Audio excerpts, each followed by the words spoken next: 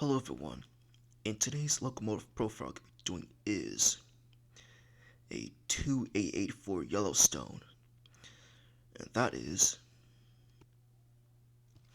the Baltimore and Ohio EM1 was a class of 30 Baldwin-built Yellowstones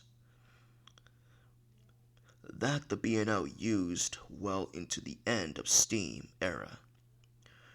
Two more Two more of the same type were built, intended for use on the Bingham and Garfield, a Utah copper mine road, but for some reason were never delivered. Their numbers were 7600 to 6 from 76029. 7629 is what I meant to say, and were renumbered in 1956 as 650 to 679. The last of them had their fire dropped on April 19th, 1960, marking the end of steam on America's first railroad. The Second World War broke out in 1941, and diesel locomotives production had been curtailed at the time. The B&O wanted more diesels, but in a surprising turn of events, they had no choice but more steam locomotives. The result was a class of 30 powerful Yellowstone type locomotives, classed EM1, a development of the EL 12880 Malays. Unlike other Baltimore steam powered, which had been fitted with the road's own 3 and 6 chime whistles, the EM1s were delivered with Nathan single chime hooter whistles. Numbers were 7600 to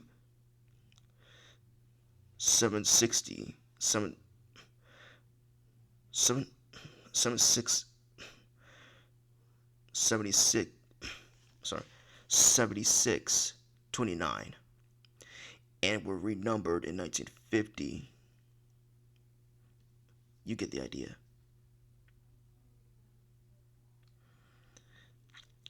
The EM1s were considered amongst headsome, most powerful and reliable articulated locomotives in the USA, and perhaps among the best steamers the B&O ever had. They were also the smallest Yellowstones ever built. Like for example, for the B&O EM1 size and height and weight, for their driving wheels were 64 inches, and a trailing wheel 38 inches, and the wheelbase of 81 feet 6.7 inches. And for length, the locomotive was at 83 feet 2.9 inches, 25.37 meters overall, 128 feet 8 inches, and for their height around 16 feet. And for their weight, the locomotive weighed around 627,000 pounds, and for the tender, 328,000 pounds, and for the whole total weight around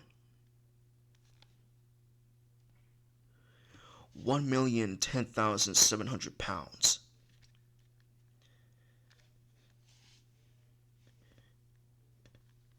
And the the DMNIR Yellowstones are the largest of the Yellowstone type locomotive. For example,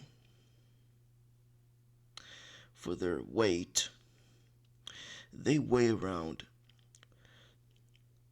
695 40,000 pounds.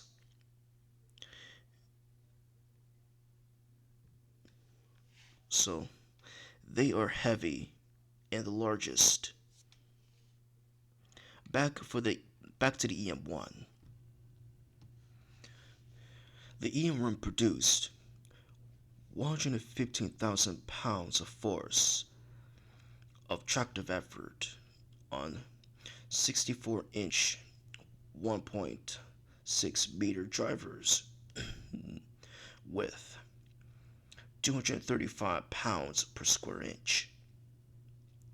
Steam pressure and 4 cylinders and four 24 by 32 inches.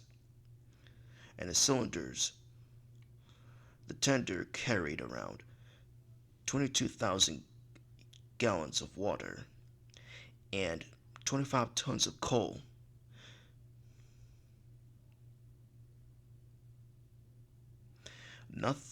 They or nothing bigger could operate within tunnel clearances and track restrictions on the B&O's main line. They were equipped with the newest technology, including the Warthorn feed water heater superheater with a front end throttle cyclone front end.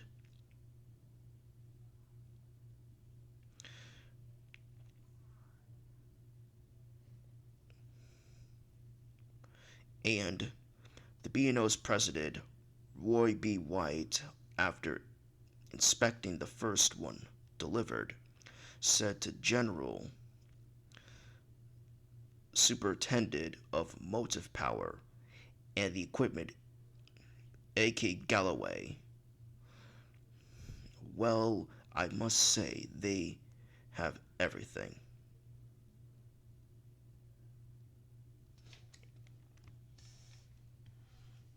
The fleet numbers 7600, 7660, and 7619 were built and delivered in 1944, and 7620 and 7629 in 1945, all by Baldwin Locomotive Works of Philadelphia, Pennsylvania. They went to work on the Chamberlain Division, rugged West End subdivision, with its more than 2% grades and tight curves, where the older 2884 EL class. They hold West Virginia coal and freights. Since the EM1s had roller bearings throughout, they also handle mail and express trains, replacing two class T3 42 Mountains. That continued until July 21, 1947, when near Oakland, Maryland, Train 29 with engine 7625 derailed, with the locomotive rolling on to the engineer's side. That engineer lost his life, and the EM1 were then restricted to coal and freight trains until the late 1950s, when the B&O used EM1 7600 for rail fan trips.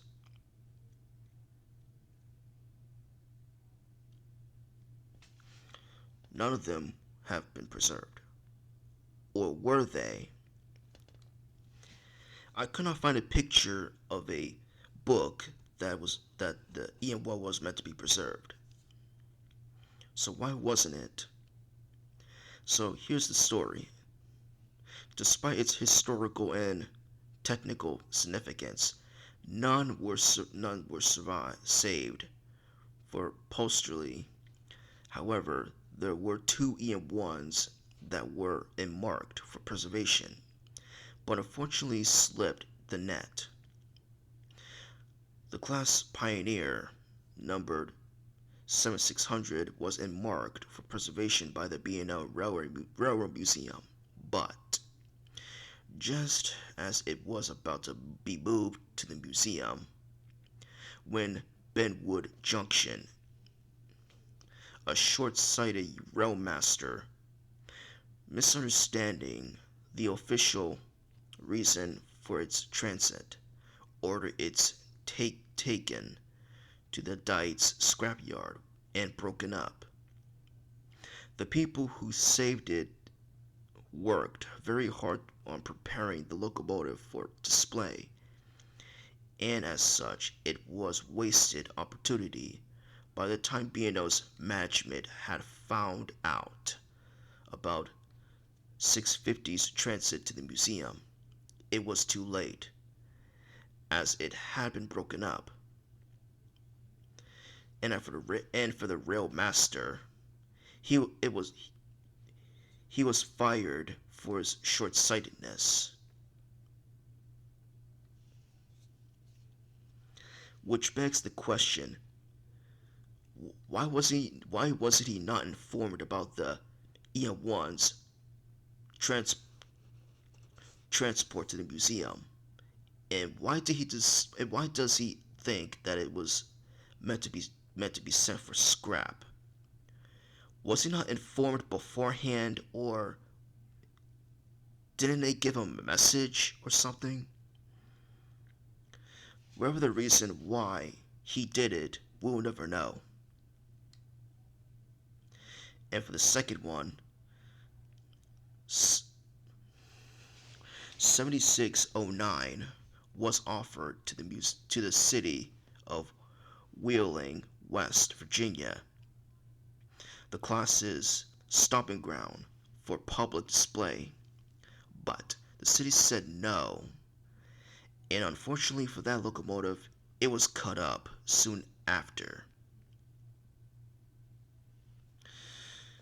Well, looks like we almost had two of the Yellowstones from the B&O almost preserved. One was a miscommunication with the rail master, and the other one that the city rejected that locomotive for display. It was cut up. Such a shame.